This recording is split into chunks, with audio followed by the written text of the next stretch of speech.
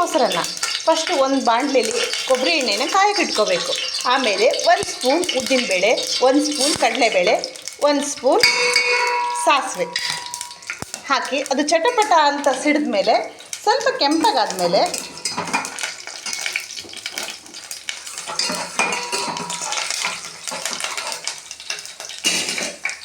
ಸ್ವಲ್ಪ ಬೆಳ್ಳುಳ್ಳಿ, ಸ್ವಲ್ಪ ಶುಂಠಿ ತುರಿ ಹಾಗೂ 2 ಒಣಮೆಣಸು ಅದೆಲ್ಲ ಕೆಂಪಗಾಗಲಿ. ಕೆಂಪಗಾದ್ಮೇಲೆ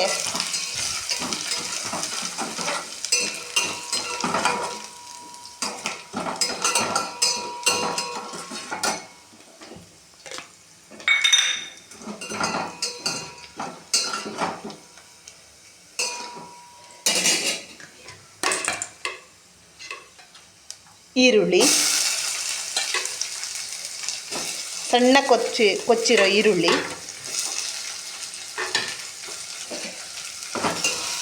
ಅದು ಸ್ವಲ್ಪ ಕೆಂಪಗಾಗಲಿ.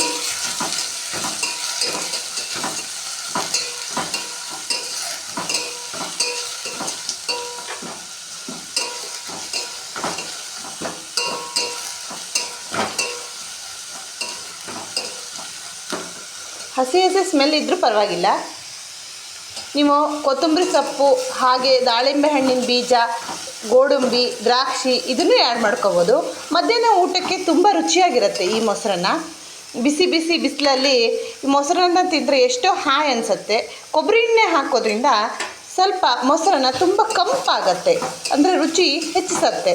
ನಿಮಗೆ ಕೊಬ್ಬರಿ ಎಣ್ಣೆ ಇಲ್ಲ ಅಂದರೆ ಆಪ್ಷನಲ್ ಅಡುಗೆ ಎಣ್ಣೆ ಹಾಕ್ಬೋದು. ಓಕೆನಾ? ಈಗ ಸ್ಟವನ್ನು ಆಫ್ ಮಾಡಿದೆ. ಈಗ ರೈಸನ್ನು ಹಾಕೋಣ.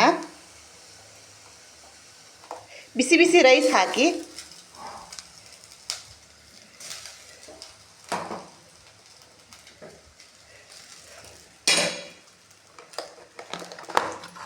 ರೈಸು ಸ್ವಲ್ಪ ತಣ್ಣಗಿರಲಿ.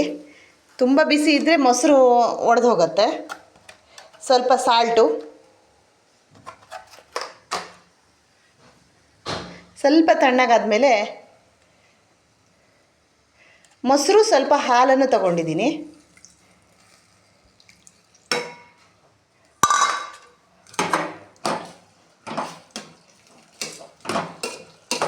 ಈಗ ಕೈ ಆಡಿ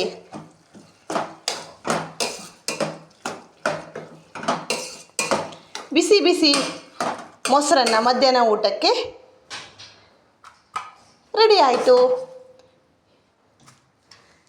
ನೋಡಿ, ಬಿಸಿ ಬಿಸಿ ಮೊಸರನ್ನ ಮಧ್ಯಾಹ್ನ ಬಿಸಿಲಿಗೆ ತುಂಬ ರುಚಿಯಾಗಿರುತ್ತೆ. ಇಷ್ಟ ಆದರೆ ಲೈಕ್ ಮಾಡಿ, ಸಬ್ಸ್ಕ್ರೈಬ್ ಮಾಡಿ, ಶೇರ್ ಮಾಡಿ. Thank you.